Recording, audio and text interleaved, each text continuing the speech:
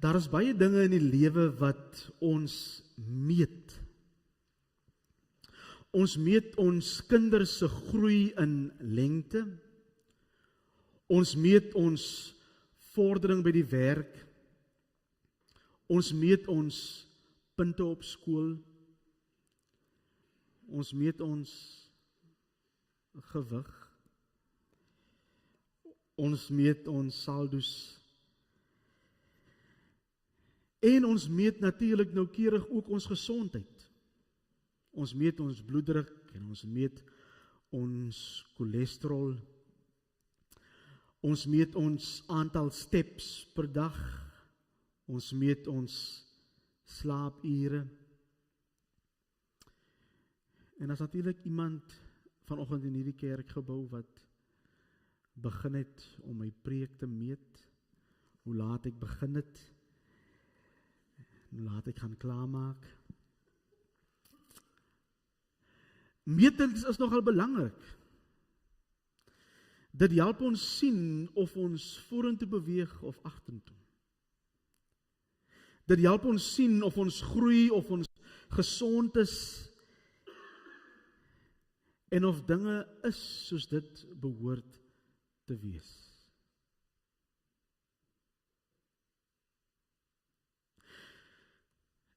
En ek dink vanoggend roep die skrif uit Markus 12 my en jou op om ook ons verhouding met God te meet. Om ons geestelike groei te meet. En u mag dalk wonder of dit hoegenaamd moontlik is om dit wel te kan doen. Of dit hoegenaamd moontlik is om te kyk of 'n mens in jou geestelike lewe, in jou verhouding met God groei, en of jy stagneer, en of jy selfs besig is om terug te beweeg. Ek dink ons kan dit meet. Ek dink Jesus in Markus 12 kom gee vir ons die maatstaf waarvolgens ons verhouding met God behoort te meet. Markus 12 speel af in die laaste week van Jesus se aardse lewe. Tydens sy bediening in Jerusalem, 'n paar dae voor sy kruisiging. Hy bevind hom hier in die tempel in Jerusalem, en daar in die tempel is daar verskillende godsdienstiges wat hom bombardeer met vrae, die Sadduseërs en die Fariseërs en ander skrifgeleerdes. Hulle peper hom met vrae in 'n poging om eintlik maar klagtes bymekaar te maak, waarmee hulle na die owerhede kan gaan om hom eintlik maar uit die weg te ruim.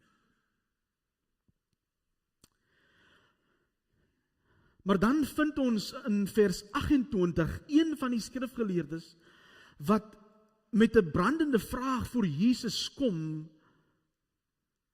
met opregte bedoelings. En dan vra hy hierdie vraag vir Jesus, as hy vra, as 'n mens nou aan al die opdragte en wette van God dink, watter een dink jy is die belangrikste?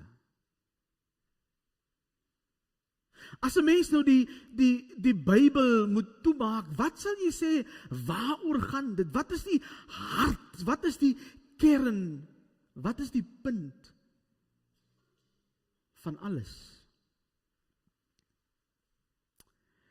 En dan antwoord Jesus hom deur 'n gedeelte uit die Ou Testament aan te haal. 'n gedeelte uit Deuteronomium 6. 'n teks wat die Jode baie goed geken het, en Jesus antwoord hom deur te sê, bo aan die lys staan: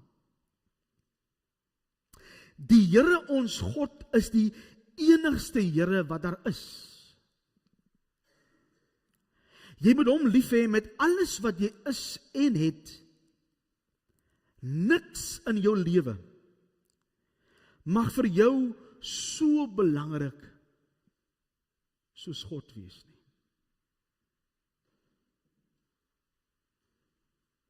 Hierdie gedeelte staan bekend as die Shema, wat in Hebreëus beteken luister.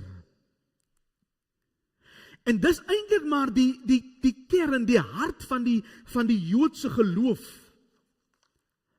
Die Shema was 'n gebed wat Jode daagliks gebid het. Dis die eerste woorde wat kinders geleer was en dis die laaste woorde wat 'n mens wou sê op jou sterfbed. Dis deel van die daaglikse gebede, soggens en saans. Dis die hartklop van die Joodse geloof. Dis 'n belydenis wat sê dat daar net een Here is en dat die Here onverdeelde aandag soek, dat hy alleen aanbid en geëer moet word. En Jesus en sy disippels wat Jode was, het hierdie gebed natuurlik ook daagliks gebid.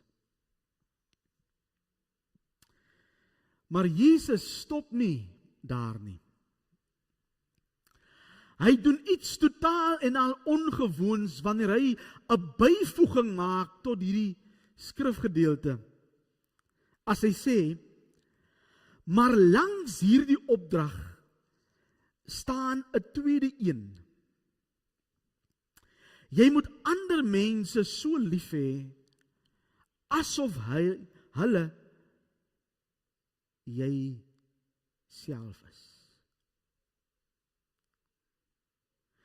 En wat Jesus hier doen is eintlik maar baie radikaal. Dis grondverskuivend. Die Amerikaanse teoloog Scott McKnight sê, wat Jesus hier doen is eintlik soos om 'n aanpassing te maak by iets soos die apostoliese geloofsbelijdenis. Deur nie te stop by die woorde en 'n ewige lewe, amen nie, maar om iets by te voeg soos en jy moet elke Sondag kerk toe kom en jy moet jou 10de elke maand gee. Ons kan ons skaars indink dat daar 'n byvoeging gemaak moet word by ons belydenis skrifte. Dis vir ons totaal en ongewoon, maar dis presies wat Jesus hier doen. Want jy sien, vir Jesus stop ons verhouding met God nooit by God nie. Ons verhouding met God word altyd vertaal in ons verhouding met mekaar. Ons verhouding met God word sigbaar, word tasbaar en konkreet in ons verhouding met mense. Dis onmoontlik, sê Jesus eintlik maar, om in die regte verhouding, om in 'n gesonde verhouding met God te staan, sonder om in 'n verhouding met sy kinders te staan.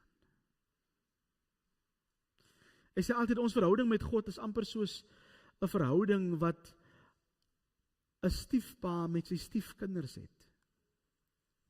As jy jou vrou wil lief het, dan moet jy daai kinders lief het wat nie jou biologiese kinders is nie. Die verhouding kan nooit regtig werk. Die verhouding kan nooit regtig gesond wees as jy nie hierdie kinders wat nie jou biologiese kinders omarm asof hulle jou eie is nie. Hulle is dalk nie soos jy hulle wou hê nie. Jy het hulle dalk nie groot gemaak met die maniere wat jy graag in hulle wou kweek nie, maar hier is hulle nou, en as jy dan nou hierdie ma van hulle wil lief hê, dan sal jy maar hulle ook moet aanvaar. En so is ons verhouding met God. Ons wil nie noodwendig hierdie kinders, hierdie broers en susters langs aan ons hê nie. Hulle lyk nie noodwendig soos ons familie lyk nie, en hulle praat nie soos ons praat nie, en hulle beweeg nie waar ons beweeg nie, maar as ons vir God lief het, dan vra dit van ons om ook hulle te omarm. Want liefde is dit wat ons onderskei van ander. Dit is waarin ons geken word. As jy wil weet of jy geestelik groei en of jy stagneer en of jy self terugbeweeg, dan is die kernvraag wat ons eintlik daaglik vir ons self moet afvra: het ek meer of minder lief as gister? Dis die vraag waaraan Christene hulle verhouding met Christus behoort te meet. Nie ons andersheid lê nie in die korrekte toepassing van wette en reëls nie. Ons identiteit lê nie soos by baie godsdienstiges in Jesus se tyd in offers en in reinheidswette en sabbatsreëls nie. Nie, ons andersheid lê in ons verhouding met mekaar. Jy sien, hier is die waarheid. Bybel lees is belangrik.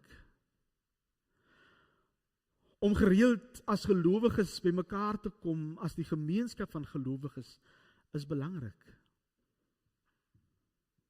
Om hande te hê wat nie net ontvang nie, maar wat bereid is om te gee, is belangrik. Om te bid is uiters belangrik. Maar as ons Bybel lees en ons offerhande, as ons betrokkenheid by aktiwiteite en by projekte en instansies, as ons erediens bywoning en ons geldelike bydraes, en al die geestelike gewoontes wat ons het, ons nie in liefde vir God en liefde vir ons naaste laat groei nie, dan beteken dit eintlik niks.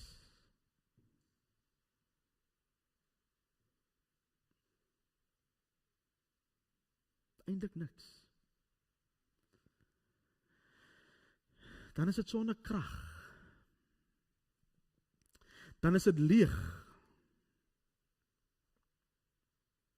Dan is dit oppervlakkig. Dan is die impak daarvan op ons eie lewe baie, baie swak. Van Jesus maak dit duidelik in Markus 12, dat ons verhouding met hom nie gemeet word aan al die klomp goed nie. Alhoewel dit belangrik is. Maar eerder aan ons verhouding met mekaar. En hierdie liefde waarvan die Bybel praat, is nie in die eerste plek 'n gevoel nie. Ja, daar mag gevoelens betrokke wees, maar gevoelens is nooit die grondslag van hierdie liefde nie. Hierdie liefde bly 'n keuse. Dis 'n lewenshouding, dis 'n lewensbeskouing, dis 'n oorgawe aan God en aan mense, selfs wanneer dit moeilik raak en die gevoel nie daar is nie. En die goeie nuus in hierdie verhaal van Markus 12 is dat hierdie skrifgeleerde wat hierdie vraag gevra het, uiteindelik die antwoord van Jesus verstaan het. Daarom sê Jesus vir hom, omdat jy dit verstaan, is jy baie, baie na aan die koninkryk van God.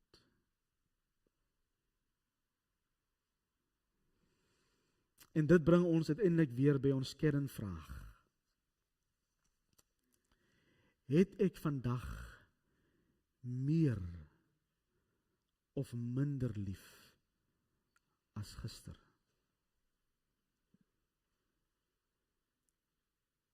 Mag die Here ons help om nie te stagneer in ons verhouding met hom nie. Mag die Here ons help om te groei. Mag die Here ons help om in karakter te groei. Mag hy ons help om al hoe meer soos Jesus te wees en te word. Want jy sien, eers dan het ons byeenkoms Sondag na Sondag waarde. Eers dan het ons hand opsteek om betrokke te raak by die nood van ander. Eers dan het dit waarde. Mag die Here ons daarin help en mag ons altyd deur ons verhouding met God meet aan ons liefde vir mekaar. Amen. Kom ons bid saam.